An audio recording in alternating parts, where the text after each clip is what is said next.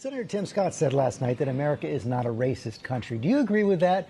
And what do you make of his warning against fighting discrimination with more discrimination? I believe that we need to address, well, first of all, no, I don't think America is a racist country, but we also do have to speak truth about the history of racism in our country and its existence today. And I applaud the president for always having the ability and the courage, frankly, to speak the truth about it. He spoke what we know from the intelligence community. One of the greatest threats to our national security is domestic terrorism manifested by white supremacists.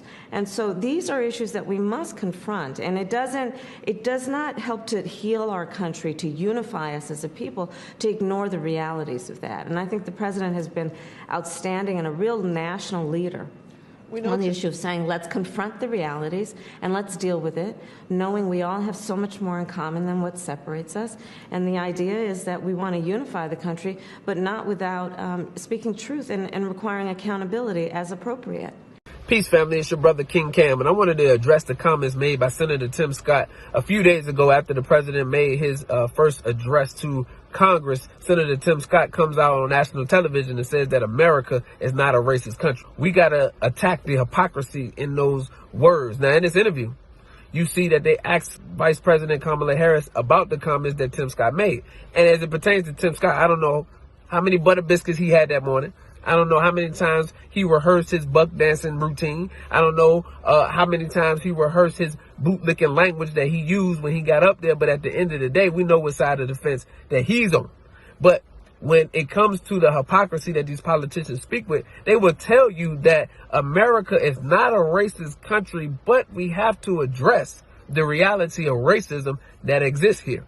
Well, let me give you a short history lesson when it comes to the racism in America. Not all of us were forced to be here. When the European left out of Europe, came over here in search of a new world, they was literally looking for India, got lost, ended up in North America, found Aborigines here. And what they decided to do was call them savages, massacre and kill them, take their lands and put them on what is called today reservations. Then they went back over to the east, set up a trading post, tricked and lied to our forefathers, ancestors, got us over here in the hulls of slave ships and used us as human servitude and slave labor to build their world that you see today. We didn't come over here by choice. We was brought over here by force. We were literally kidnapped. Then when we got over here, we were raped. We were abused. We were lynched. We were killed. The black family was completely torn apart physically, mentally, spiritually. We don't have our own language. We don't have our own culture. We don't have our own religion. Everything that we have today was given to us by those who kidnapped us from our original home and brought us here.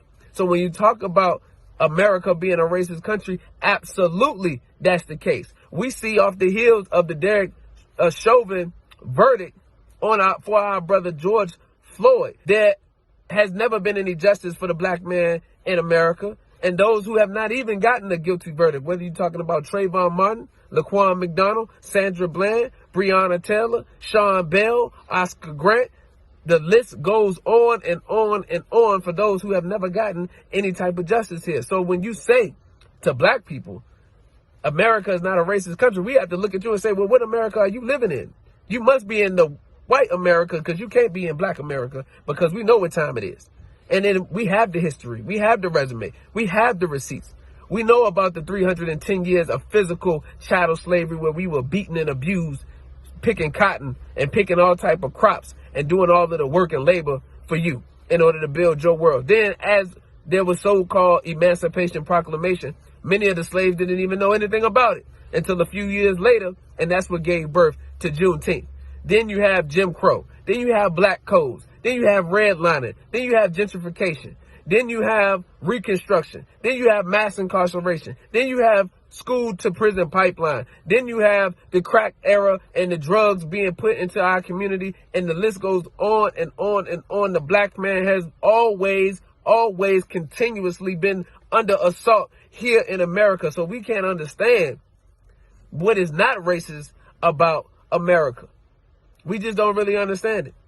And what happens is these politicians will come through and they will talk to you nicely and they will give you promises and all of those type of things. But really, when you listen to that language is not that of one who speaks the truth and really wants to settle on truth, because they talk double tongue.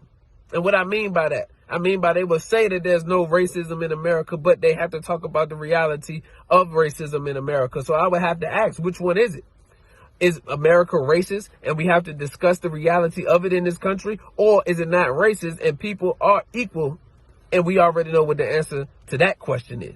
The Honorable Minister Louis Farrakhan has educated us extremely well on this country and the mindset of those who are in leadership in this country. They don't have the ability, or they don't have it in their nature to give you justice or to treat you fairly. So we have to stop doing that, and we have to start looking inward towards ourselves so that we can pull ourselves up out of this condition. So I want to say to you all that we have to make sure that we be careful what we listening to on this mainstream media from these politicians, whether it's on the federal level, state level, local level. Listen to the language, because this is the type of propaganda that they're trying to not put into the minds of you and I, who are already grown adults, but they're looking to change the future by manipulating the minds of the youth. And that's what we have to protect, family. So it's unity time. We have to come together. We have to pool our resources. We have to do something for ourselves, and we have to make sure that we're doing this with like-minded individuals. Because in the case of the black-faced Tim Scott, yeah, we know that all skin folk ain't your kinfolk. And we know we have people that's running around in blackface, masquerading as if they with us, and they're not really with the liberation of black people in America, family. So make sure that you tapping in. It's your brother King Cam, and I'm talking to intelligent black people here today. So we're not falling for that foolishness on the mainstream media. Stop the cap.